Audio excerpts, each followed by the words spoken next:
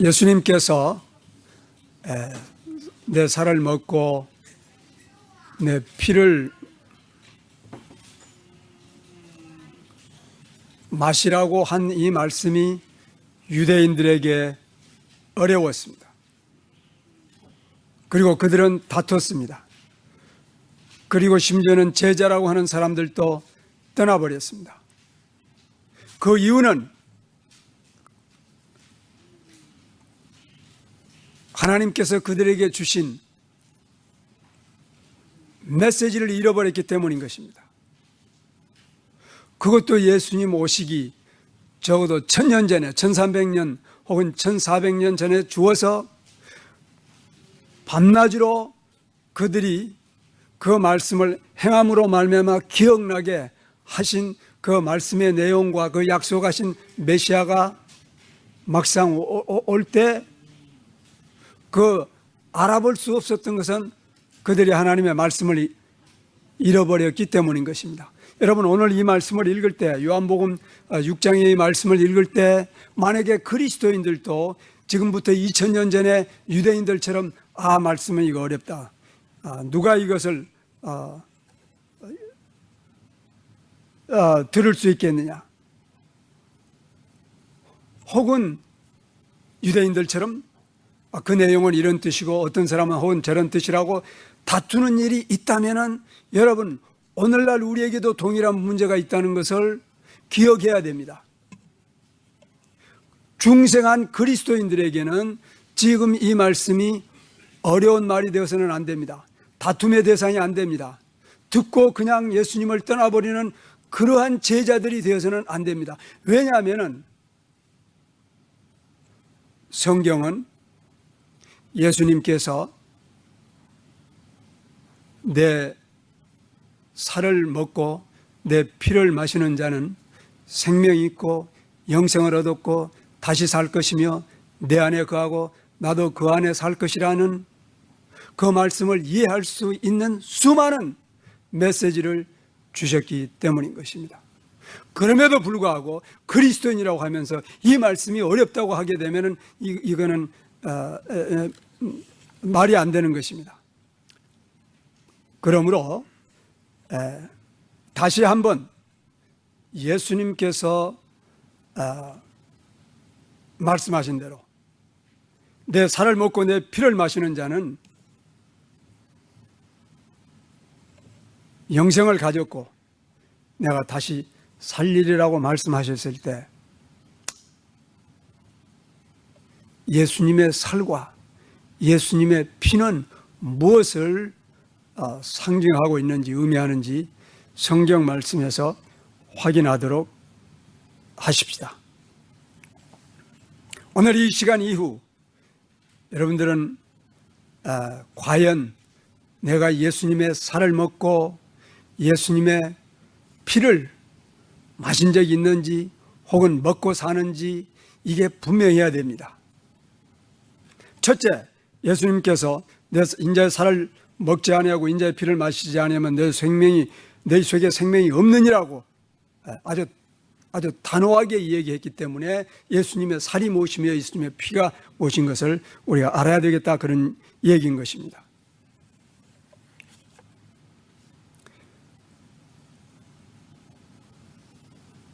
여러분, 예수님께서 나의 살을 먹고 나의 피를 먹으라고 한 이유는 예수님이 제물로 왔기 때문입니다. 잠깐 예수님을 사람으로 보지 아니하고 하나님께서 보내신 유월절 어린 양으로 보십시오. 그러면은 유월절 어린 양은 이스라엘 백성들로 하여금 먹도록 명령하신 것입니다. 자, 그러면은 예수님께서 유월절 어린 양이라는 것이 입증만 되면은 당연히 예수님의 살을 먹고 피를 마시는 것은 절대 당연할 뿐만 아니라 이상하지 않을 뿐만 아니라 당연한 것입니다. 어디에 예수님께서, 성경 어디에 예수님께서 유월절 양이라고 기록하고 있습니까? 벌써 지난주 그리고 저지난주에 계속해서 우리는 예수님께서 세상에 유월절 양으로 오셨다고 하는 것을 거듭 확인하고 있습니다. 그래서 이런 중요한 구절들은 머릿속에 기억하고 있어야 됩니다. 요한복음 1장 29절에서 요한이 증거하고 있습니다. 요한이 예수께서 자기에게 나오심을 보고 가로되 보라 세상 죄를 지고 가는 하나님의 어린 양이로다. 그래서 예수님께서는 예수님의 공생의 첫 번째 유월절 때 예수님 자신이 성전인 것을 가르치기 시작한 것입니다. 그리고 요한복음 6장은 만 1년이 지나서 두 번째 유월절이 왔습니다. 그때 예수님께서 말씀하시기를 내 살은 참된 양식이요 내 피는 참된 음료라고 말씀하시는 것이 여러분 이스라엘 백성들에게 하나도 이상하게 들려서는 안 되는 것입니다. 왜냐하면 그는 유월절 어린 양으로 왔기 때문인 것입니다. 당연히 먹어야 됩니다. 그렇다면 두 번째 성경에서 예수님을 유월절 어린 양이라고 기록한 내용이 어디가 있죠?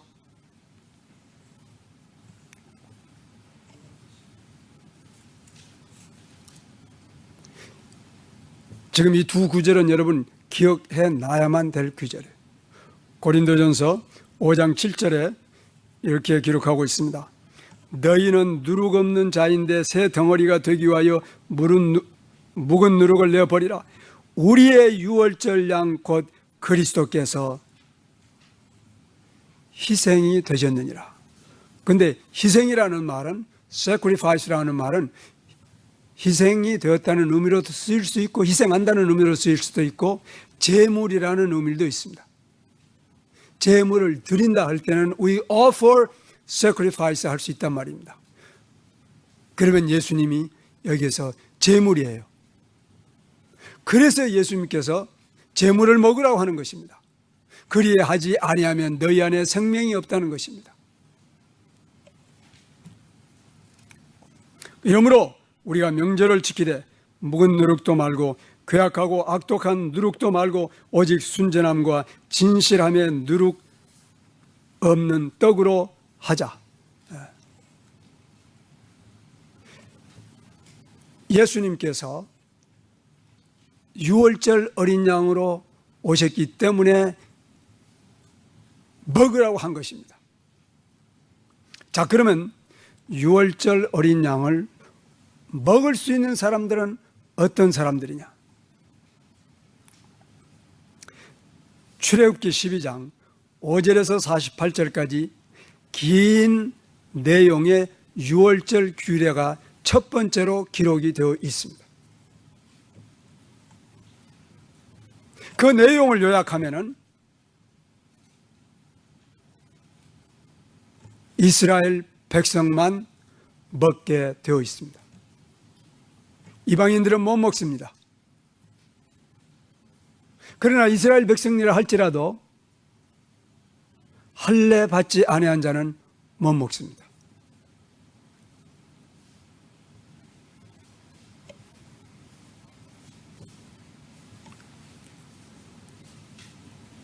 이방인들은 먹지 못합니다.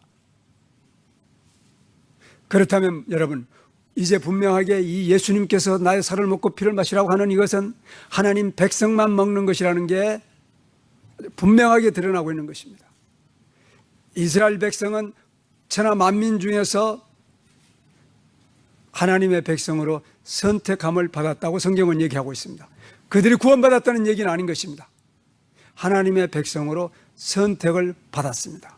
그것은 훗날 예수 그리스도를 통해서 믿는 사람들이 하나님의 백성 될 것을 보여주는 예표에 불과한 것입니다. 참 하나님의 백성들은 아닙니다. 그래서 로마서 9장에서 이스라엘이 다 이스라엘이 아니요 아브라함의 후손이 다 아브라함의 자손이 아니라고 말씀한 이유가 거기에 있는 것입니다. 그것은 이스라엘 백성이 하나님의 백성된 것은 훗날 예수 그리스도를 통해서 구원받은 백성이 곧 교회가 예수 그리스도의 몸으로서 하나님의 백성 될 것을 예표로 보여주는 것입니다. 하나님의 백성들만 지금 이 떡을 먹을 수가 있는 것입니다. 그래서 할례 받은 자들만 먹는 것입니다. 이제 여러분, 이제 이 성막의 모형을 받으면서 어디서 피를 흘리냐? 처음 번제단에서 흘리는 것입니다.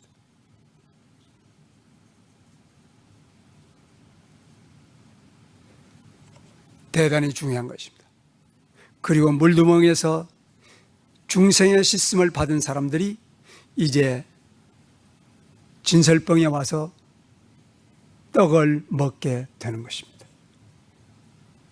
우리들의 구원을 하나님께서 이루시기 시작하실 때 이해할 수 있도록 하나님께서는 오래전부터 조치를 취해 놓으신 것입니다. 이것이 물론 쉬운 게 아닙니다. 그러나 이것이 이루어갈 때 어렵다고 하거나 혹은 이게 무슨 의미냐고 다투지 않도록, 그리고 더구나 이 귀한 메시지를 듣고 떠나버리지 않도록 하나님께서는 면밀하게 조치를 취하시고 선지자들을 보내고 말씀을 보내주었던 것입니다. 더 이상 더 해야 될 아무런 일이 필요한 일이 없도록 조치를 취해 놓은 것입니다. 오늘날 많은 사람들도, 여러분, 예수 믿는다고 하는 사람들이 지금 예수님의 이 말씀, 요한복음에 있는 말씀을 읽을 때 그건 뭐 모르겠는데요 라고 한다는 것은 있을 수 없는 일입니다. 예수님 당시에 그들이 하나님의 말씀을 몰랐기 때문에, 그들이 예배를 떠났기 때문에 예수님께서 그 말씀을 하실 때 무식한 자가 되어버리고 구원받지 못한 자가 되어버린 것처럼 오늘날도 여러분, 교회만 출석하지 이게 도대체 무슨 말인지 모른다면 예수님 모르고 지금 예수 믿는다고 하는 것이고 하나님 모르고 예배 드린다는 것입니다. 이게 있을 수 없다는 얘기인 것입니다. 여러분,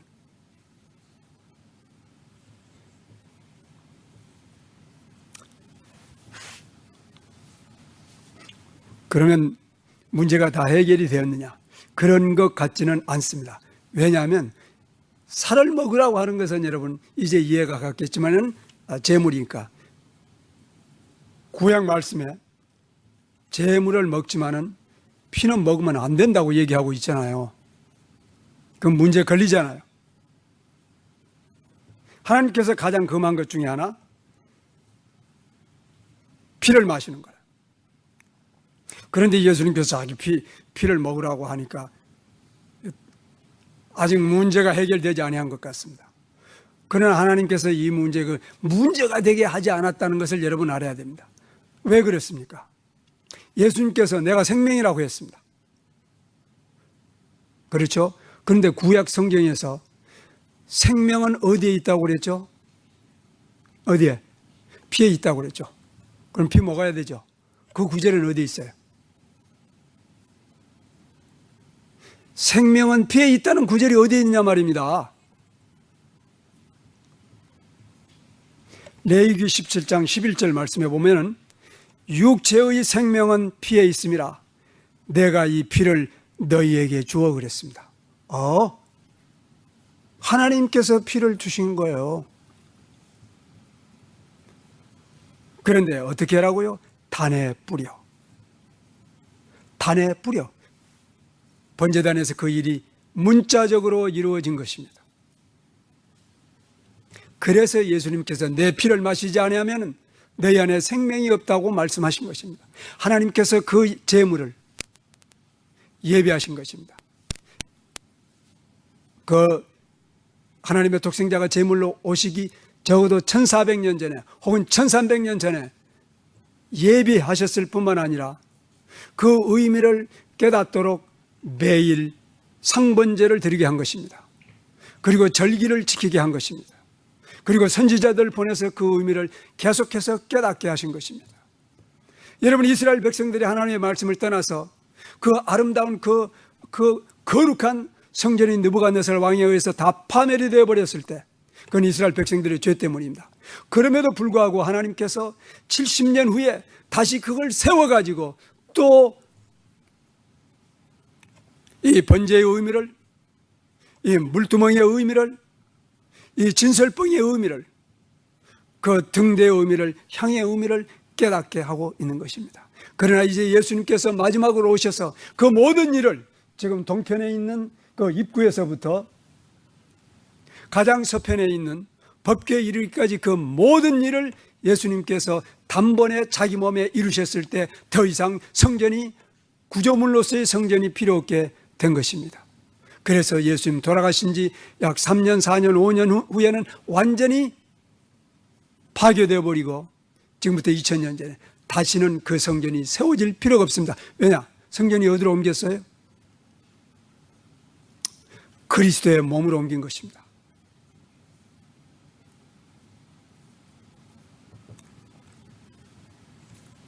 여러분, 더 하나 놀라운 것은 이겁니다. 이 제물을 먹을 때 이스라엘 백성들을 먹으라고 그랬죠. 그런데 다른 모든 속건제나 속죄제나 소제나 이것은 제사장들이 먹게 되어 있습니다. 그런데 제사장이 지난 예수님께서 사무엘상 21장 있는 말씀을 마태복음 12장에서 그 제사장이 어디로 옮겨진 것을 분명하게 나타냈습니까?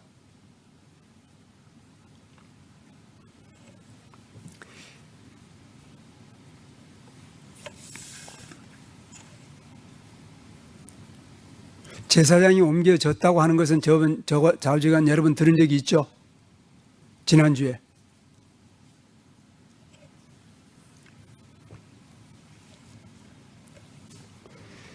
자, 그래서 예수님께서 나의 살을 먹고 내 피를 마시라고 하는 이 말씀이 성경에 이미 예언해 두었고, 그리고 이것을 깨달은 요한과 그리고 바울이 그 실체를 분명하게 드러남으로 말미암아 분명하게 우리가 그 예수님의 살을 먹고 피를 마신다는 의미가 분명하게 드러나 있고, 그 길만이 예수님께서 하신 이 말씀대로 예수님의 그 살을 먹고 피를 마시는 길만이 생명에 이르는 길이라는 것을 확인하고 있는 것입니다.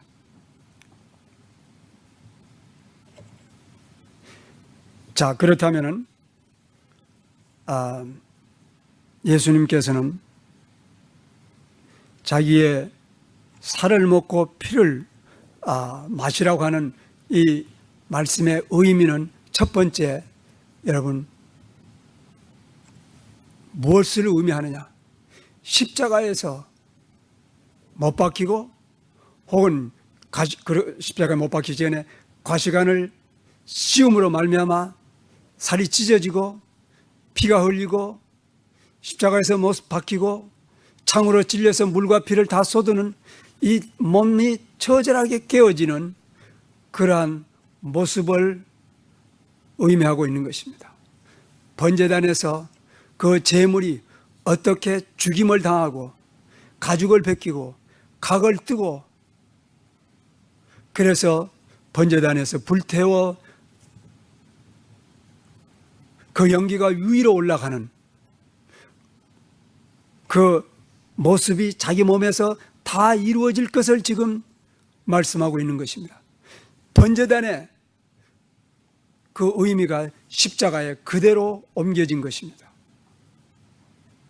예수님께서 내 살을 먹고 내 피를 마시라고 하는 그 말씀은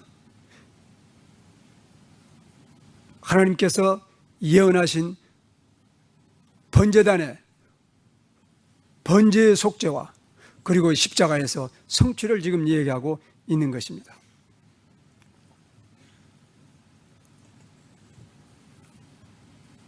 그런데 그러면은 내 살과, 예수님께서 말씀하신 예수님의 살과 피의 의미는 분명해졌는데, 문제는 이걸 먹으라고 하는 게 이게 의미가 심장한 것입니다. 먹으라. 그러니까 유대인들은 어떻게 자기의 살을 줘서 먹고 피를 마시게 하겠느냐고 다투고 어렵다고 하고 도망가 버린 것입니다. 자, 그러면 여러분, 이 먹는다는 말의 의미를 본문에서 확인해 볼 수 있도록 찾아보십시다. 48절 말씀을 보게 되면은 내가 곧 생명의 떡이라고 말씀했습니다. 51절 말씀에 보면은 50절에서 나는 하늘로서 내려온 떡이니 사람으로 하여금 먹고 죽지 않게 하는 것이라. 죽지 않는다. 생명입니다. 그 다음에 51절에서도 나는 하늘로서 내려온 떡이 산떡이니 사람이 떡을 먹으면 영생하리라. 영생입니다. 곧 나의 줄 떡은 세상의 생명을 위한 내 살이라. 생명입니다. 다시 53절에서 예수께서 이르되 진실로 너희에게 이르노니 인자의 살을 먹지 아니하고 인자의 피를 마시지 아니하면 너희 속에 생명이 없다. 생명입니다. 다시 54절에서도 내 살을 먹고 내 피를 마시는 자는 영생을 가졌다. 영생입니다. 그리고 마지막 날에 다시 살릴 것이다. 부활의 생명입니다. 다시 56절에서도 내 살을 먹고 내 피를 마시는 자는 내 안에 거하고 나도 그 안에 거하니라. 교회의 모습입니다. 다시 57절에서 살아계신 아버지께서 나를 보내심에 내가 아버지로 인하여 사는 것 같이 나를 먹는 자는 그 사람도 나로 인하여 살리라. 생명입니다. 또 58절에서 이것은 하늘로서 내려온 떡이니 조상들이 먹고도 죽은 것 같지 아니하여 이 떡을 먹는 자는 영원히 살리라. 영생입니다. 그런데 우리가 생명을 얻는 것, 영생을 얻는 것, 곧 구원입니다. 그런데 구원은 성경에서 믿음으로 말미암아 얻는다고 얘기하고 있는 것입니다. 그렇다면 먹는다고 하는 것은, 마신다고 하는 것은 이게 구원을 얻는 믿음인 것입니다. 그러면 왜 예수님께서는 요한복음 3장 16절에서처럼 누구든지 저를 믿는 자는 구원을 얻으리라고 하고, 혹은 빌립보 간수에게 얘기한 것처럼 형제들아 우리가 어떻게 하야 하겠느냐 했을 때 주 예수를 믿으라 라고 얘기하지 않고 이 살을 먹고 피를 마셔야 된다고 표현을 했냐는 것입니다. 믿는 것이라면 물론 믿는 것입니다. 여기서 먹는다는 것과 마신다는 것은 믿는다는 의미입니다. 왜냐하면 47절에서 이렇게 말씀하고 있습니다. 진실로 진실로 너희에게 이르노니 믿는 자는 영생을 가졌다. 영생은 믿음으로 얻는 것입니다. 그러나 예수님께서는 오늘 내 살을 먹고 내 피를 마시는 것이 믿음이라고 지금 얘기하고 있는 것입니다. 자, 그렇다면 여러분, 우리가 생각하는 예수 믿는다는 믿음과 예수님께서 가르쳐 주시고자 원하는 예수 믿는 믿음과 어떤 차이가 있을 수도 있는 것입니다. 그러나 요한복음 3장 16절이나 혹은 사도행전 16장에서 예수를 믿는다는 그 믿음은 전혀 다른 의미가 아닌 것입니다.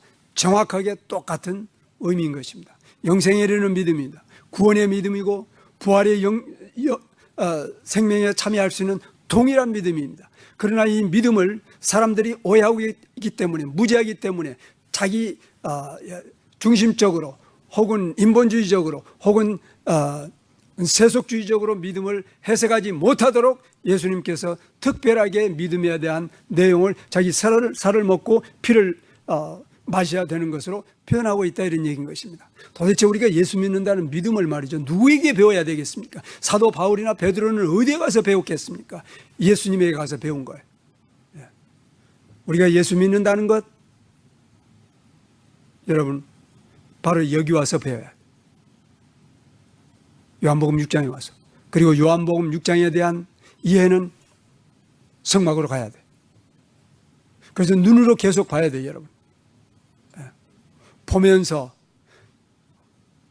번제단에서, 물두멍에서, 진설병에서, 저 촛대에서 내 영혼이 생명을 얻었는지 확인해야 된단 말입니다. 왜냐하면 지난번에도 말씀드린 것처럼 이제 요한계시록 가게 되면은 지금 여러분, 지난번에도 말씀드렸지만 두 개의 정사각형이 연이어 있습니다. 그런데 첫 번째 정사각형의 대각선 안에 번제단이 있고, 두 번째 정사각형의 대각선 안에 법궤가 들어있습니다. 이게 요한계시록 21장에서 보게 되면 하나의 정사경으로 되어버립니다. 그 얘기는 번제단과 법궤가 겹쳐졌다는 얘기인 것입니다. 다 이루어졌다는 것입니다. 그리고 없어진 것입니다. 그래서 요한계시록 21장에서 보게 되면은 내가 보니 그 성 안에 성전이 없더라. 이는 전능하신 이와 그의 어린 양이 친히 성전이 되었다고 얘기하고 있는 것입니다. 이렇게 이 일을 이루어 놓으신 것입니다. 이것을 믿느냐 하는 것입니다. 어떻게 믿느냐? 여러분, 예수 믿고 나서 예수 사람 되는 것입니다. 이제 오늘 나머지 시간 동안에 도대체 예수님께서 의미하신, 어쩌면 창세전부터 하나님의 백성될 사람들이 하나님께 와서 그 하나님의 성막에서 친히 하나님이 성막이 된 그 하나님 안에 와서 그 하나님 나라의 안에 와서 영원히 살게 될 사람을 선택하고 예정하고 부르시고 구원하신 그 통로가 되는 믿음, 인간의 믿음을 어떻게 규정하고 있느냐, 정의하고 있느냐, 요구하고 있느냐, 혹은 기술하고 있느냐. 여러분, 이거 알고 믿어야 된다, 이런 얘기인 것입니다. 오늘날 수많은 사람들이 예수 믿는다고 고백은 하지만은 그 고백 가운데 예수님이 나타나지 않는 걸 볼 수 있어요. 여러분, 전통으로 되는 거 아닙니다. 자기의 의지로 되는 것도 아닙니다. 혹은 관습으로 되는 것도 아닙니다. 인간의 경건으로 되는 것도 아닙니다. 그리스도의 피 쓰심을 받는 믿음은 어떠한 믿음이냐? 첫 번째, 여러분, 번제단에서 보여주는 수많은 교훈 중에 하나가 대속입니다. 대속을 여러분 지금 번제단을 보면서 쉽게 이해하거나 설명해 줄 수 있겠는지 할 수 있어야 됩니다. 여러분, 이제 하나님께 예배드리는 자가, 이스라엘 백성이 번제물을 가지고 옵니다. 그 의미는 이겁니다. 하나님, 나는 죽을 죄인입니다. 나는 저 번제단에서 목이 잘리건 사지가 잘리건 나는 죽을 죄인입니다. 왜냐하면 죄의 값은 사망이기 때문입니다. 그래서 번제단의 의미가 죽음이에요. slaughter place예요. 단의 의미가. 자기가 죽을 자라는 것을 고백하는 장소입니다. 그런데 왜 자기가 죽지 않고 짐승을 죽여? 이게 무슨 의미죠? 이게 대속의 의미란 말입니다. 자기가 죽지 않고 대신 짐승이 죽어주는 거예요. 그런데 짐승의 피가 사람을 정결케 할 수 있나요? 우리의 영혼을, 짐승이 사람의 영혼을 구원할 수 있나요? 그러면 이것은 예표에 불과하죠. 그러면 실체는 뭡니까? 예수 그리스도예요. 그리스도께서 내 죄를 지고 내 죄값인 사망으로 그가 죽으심으로 내가 그걸 믿을 때 구원받았다는 것이 바로 우리가 예수 믿는 믿음이에요. 대속에 죽음을 죽으신 그 예수를 믿는 것입니다. 그래서 여러분, 예수 믿는다는 것은 무엇보다도 먼저 대속물로 죽으신 나의 죽음을 지고, 왜냐하면 죄값은 사망이니까 예수께서 내 죽음을 죽고, 지금 요한복음 6장에서 지금 계속 말씀하신 것처럼 생명을 우리에게 주기 위해서 내 살을 먹고 내 피를 마시라. 내가 죽었다는 얘기 대신. 왜 하나님께서는 이 대속으로만 인간을 구원하시기로 작정하셨냐? 이유는 간단합니다. 나와 여러분이 죄 때문입니다. 그리고 이 죄는 보통, 어떤 의미에서 보통 죄가 아닙니다. 완전, 소위 신학자들이 말하는 완전 타락입니다. 우리 인간이 어떠한 인간도 그리고 어떤 행위로도 우리 인간이 스스로를 구원할 길이 없습니다. 왜냐하면 구원이라는 것은 다른 말로 말하면 거룩이기 때문에 그 수준이 하나님 수준입니다. 그래서 마태복음 5장 48절에서 너희는 하나님의 아버지가 거룩하신 것처럼 너희도 거룩하라고 말씀하신 이유가 거기 있는 것입니다. 어떠한 인간도 자신의 노력으로 도덕으로 혹은 행위로 그 거룩의 수준에 도달할 수 있는 인간이 없습니다. 행위도 없습니다. 왜냐하면 우리 인간이 철저하게 타락했기 때문인 것입니다. 다른 길이 없습니다, 여러분. 그래서 친히 하나님께서 자기가 제물이 되고 우리가 죽어야 될 죽음을 죽으시고 우리를 구원하신 것입니다. 믿음으로만. 여러분, 그렇다면 우리에게 요구하는 것은 믿음밖에 없습니다. 근데 이 믿음이 이게 깨어진 믿음이나 부서진 믿음이나 인본주의적 믿음이나 이런 믿음 가지고 마치 구원받은 것처럼 착각하는 수많은 사람들이 오늘 교회를 메우고 있는 것이 현대 교회입니다. 안 돼요, 이거는. 그래서 사도행전 4장 12절에서 천하 인간에게 구원받아야 할 만한 이름을 주신 적이 없다. 없어요. 에베소 1장 7절에서 그러므로 우리가 그리스도의 피를 인하여 믿음으로 구속을 받았다고 얘기한 것입니다. 그냥 구원받은 것이 아니라 구속의 현자입니다. 바로 번제단이. 그래서 예수를 믿는다는 것은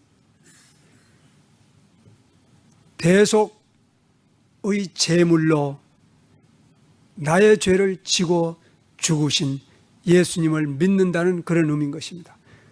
대속의 절대적인 필요성은 나의 도대체 다른 인간들을 보지 말고 바로 나의 완전 타락을 깨달아야 됩니다. 여러분, 예수 믿을 때 예수님만 알아가지고 되는 게 아닙니다.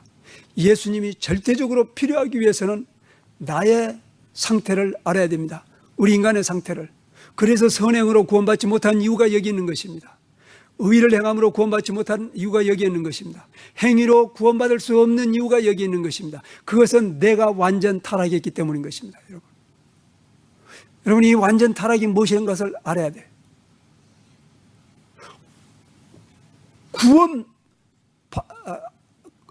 구원할 수 없을 정도로 완전히 타락해버린 것입니다. 그렇다고 구원받을 수 없다는 의미가 아닌 것입니다. 왜냐하면 하나님께서는 나를 구원하기 위해서 계획을 세웠기 때문인 것입니다. 두 번째, 이제 예수 그리스도께서 내 살을 먹고 내 피를 마시는 자는 그 안에 생명이 있다. 그러면 먹는다는 것, 마신다는 것은 곧 믿는다는 걸 의미하는데, 그러면 이 믿는다는 것은, 예수를 믿는다는 것은 두 번째 무엇을 의미하느냐? 그것은 예수 그리스도와 연합하여 나의 옛사람이 죽어버렸다는 것을 믿는 것입니다. 예수께서 나를 위하여 죽으셨다는 것뿐만 아니라 나의 옛사람이 죽어버렸다는 것을 믿는 것이란 말입니다. 여러분, 오늘날 우리 교회를 돌아다녀 볼 때 아직도 살아있다고 생각하는 모습들을 보면 이건 문제예요. 이게 문제예요, 여러분. 죽은 적이 없이 자기가 그리스도인이라고 착각하는 사람들, 그런 사람들로 80%, 90%가 채워져 있는 것입니다. 이거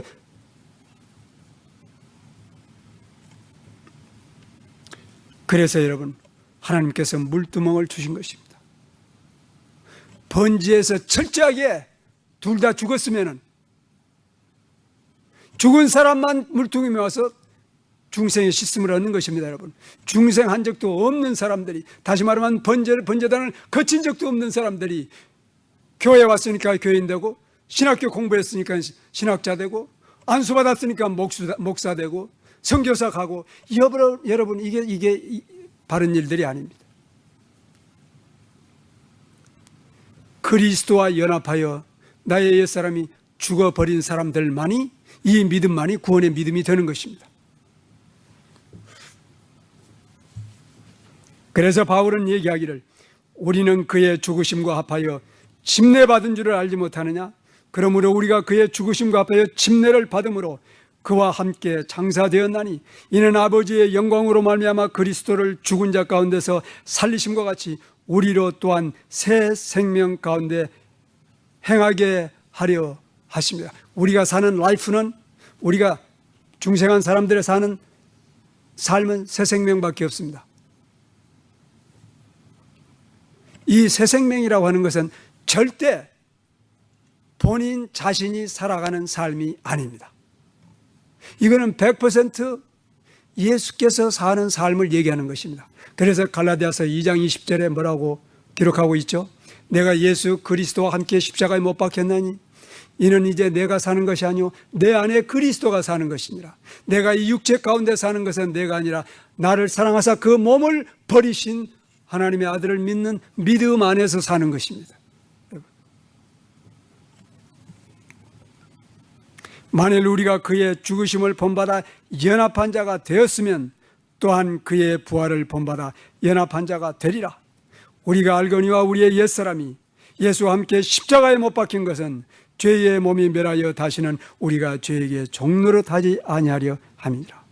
이는 죽은 자가 죄에서 벗어나 의롭다 하심을 얻었습니다. 여러분, 징의의 본 의미가 바로 이것입니다.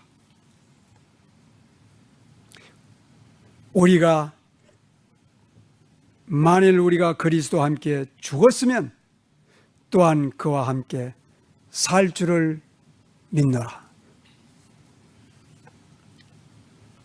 그리스도 예수의 사람들은 죽어버린 사람들입니다. 나는 여러분들이 예수 믿은 지 3년이 됐건 30년이 됐건 몇십 년이 됐건 상관하지 않습니다. 과연 참으로 내가 예수 믿을 때 나의 옛사람이 죽어버린 것을 확인하고 예수 믿었는지 확인해야 돼. 아직 그렇게 하지 않은 사람은 지금 이 자리에서 확인해야 돼. 그리스도와 연합하여 죽지 않은 사람은 중생이 없습니다. 내가 이 육체 가운데 사는 것은 나를 사랑하사 자기의 몸을 버리신 하나님의 아들을 믿는 믿음 안에서 사는 것이 과연 진정한 나의 고백인지 아닌지 확인해야 돼요. 여러분, 지식만으로 되는 거 아니에요. 연륜만으로 되는 거 아니에요. 전통만으로 되는 거 아니에요. 고백으로 되는 거 아니에요. 여러분, 중생해야 돼요. 새 생명이 새 생명을 삶 속에 살아야 돼요. 지식으로 되는 거 아니에요. 그래서 골로새서 3장에서 바울은 이렇게 합니다. 이제 너희가 그리스도와 함께 살리심을 받았으면 위의 것을 찾으라. 위의 것을 생각하고 땅의 것을 생각하지 말라. 여러분, 이것은 대단히 중요한 것입니다. 우선 이 바울이 말이죠. 그 생활의 패턴을 고치기 위해서 생각의 패턴을 고치고 있는 걸 알아야 됩니다. 생각이 고쳐지지 아니하면 삶은 고쳐지지 않습니다, 여러분. 그래서 위의 것을 생각하라. 만약 너희가 그리스도와 연합하여 살리심을 받았으면. 생각을 위의 것 생각해야 돼요. 복음 생각해야 돼요. 그리스도 생각해야 돼요. 천국 생각해야 돼요. 그래서 여러분, 저 사람이 뭘 생각하고 있는가를 어떤 경우에는 오랫동안 살아도 모를 수 있어요. 복음을 얘기하지 않으면. 그러나 복음을 얘기하면 몇 분 만에 알 수 있다고요? 금방 알 수 있어요. 위의 것을 생각하고 땅의 것을 생각하지 말라. 만약 너희가 그리스도와 합하여 살림을 받았으면 이는 너희가 죽었고 너희의 생명이 그리스도와 함께 하나님 안에 감췄습니다. 우리의 생명이 어디에 있어요? 이 땅에 있어요? 이 몸에 있어요? 영광에 있어요? 권세에 있어요? 만족에 있어요? 세상에 있는가요? 없습니다.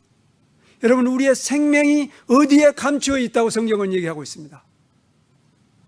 그리스도와 함께 하나님 안에 감추어 있습니다. 그래서 우리가 언제 죽어도 슬플 것이 없는 인생을 사는 사람들이, 언제 죽어도 두려울 것이 없는 사람이, 언제 이 땅을 떠나도 그렇게 아까울 것이 없는 사람들이 바로 그리스도인들입니다. 왜냐하면 나의 생명은 이미 감추어 있기 때문에 하나님 안에. 그래서 여러분 장사 지날 때 자식들에게 딱 유언을 하세요. 나 죽을 때는 울지 마라. 집에 가서 조용히 울어라. 어찌 여러분 부모가 오랫동안 같이 살았는데 슬픔이 없고 눈물이 없어요? 여러분, 그리스도인들은 장례 지날 때도 분명하게 성서적으로 해야 돼요.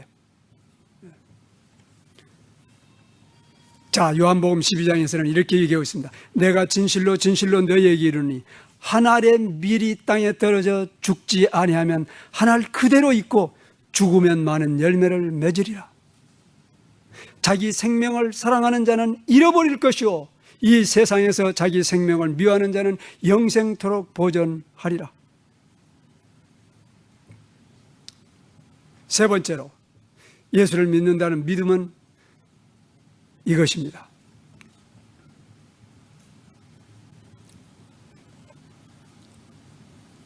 예수님의 삶 전부를 먹는 것입니다. 받아들이는 것입니다. 마시는 것입니다. 전부를. 짧게는 예수님이 탄생하셔서 돌아가시고 승천하실 때까지, 조금 더 길게는 예수님의 재림 때까지, 좀 더 길게는 그분이 천지를 창조하신 창조주이니까 창조 이전에서부터 영원까지의 예수님을 내가 마시는 것입니다. 먹는 것입니다. 믿는다는 것은 그의 삶 전부를 내가 받아들이는 것입니다. 그의 생각을 받아들이는 것입니다. 그의 이상을 받아들이는 것입니다. 그의 세계관을 받아들이는 것입니다.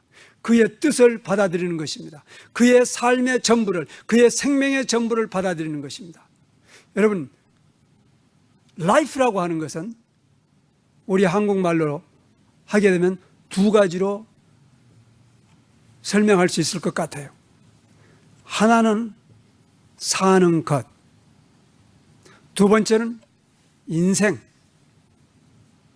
첫 번째는 생명입니다. life라고 그러면.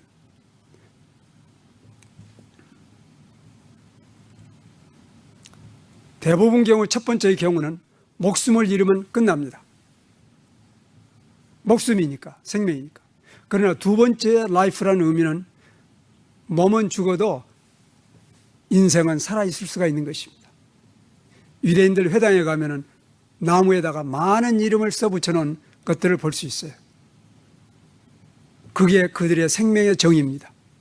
예수님께서는 그렇게 하지 않았습니다. 그래서 예수님의 살을 먹고 피를 마신다는 것, 예수님을 믿는다는 것은 예수님의 라이프를 내가 먹는 것입니다. 전부를 받아들이는 것입니다. 전부의 전부를. 더 구체적으로는 그의 말씀 전부를. 오늘날 많은 사람들이 예수님을 믿는다고 할 때 지금 유대인들처럼 그 말은 어렵다. 누가 이것을 받아들이겠느냐. 그리고 제자들 중에서 많이 물러가서 다시 그와 함께 다니지 않는, 오늘날 예수 믿는다고 하는 사람들이 예수님의 말씀을 선택적으로 받아들인, 그렇다면 이런 얘기가 됩니다. 여러분, 예수님은 사람이고 나가 하나님 되는 거예요. 예수님 말씀을 선택적으로 받아들이고 배척한다면, 예수님이 하나님이라고 했는데 하나님의 말씀을 내가 일부는 받아들이고 일부는 배척한다면 나는 하나님보다 훨씬 높은 분이에요. 그렇게 하지 마십시오. 예수를 믿는다는 것은 예수님의 말씀, 예수님의 삶 전부를 받아들이는 것입니다. 이해하지 못하건 상관없어요. 받아들이십시오. 그게 생명입니다.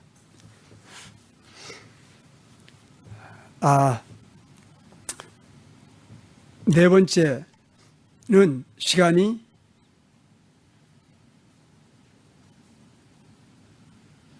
좀 부족해요. 그래서 이걸 숙제로 합시다. 집에 가셔서 하나님께서 아주 쉬워요. 이번 숙제는. 유월절 양 규례를 주셨을 때 그 유월절 양의 자격이 뭔지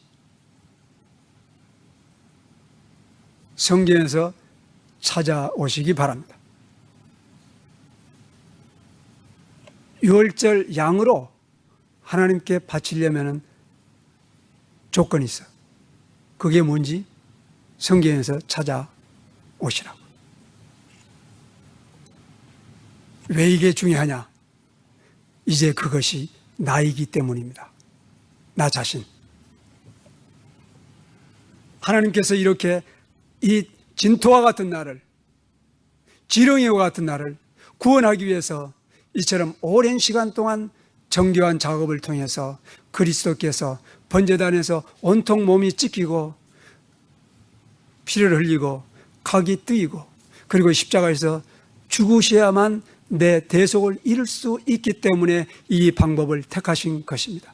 그리하지 아니하고 천지를 지은 것처럼 말씀으로만 지을 수 있었다면 우리를 그렇게 구원하셨을 것입니다. 그렇게 안 되니까 하나님께서 이 어려운 방법을 택하신 것입니다. 우리 영혼이 그처럼 귀한 것입니다. 기도하십시다. 살아계신 우리 하나님,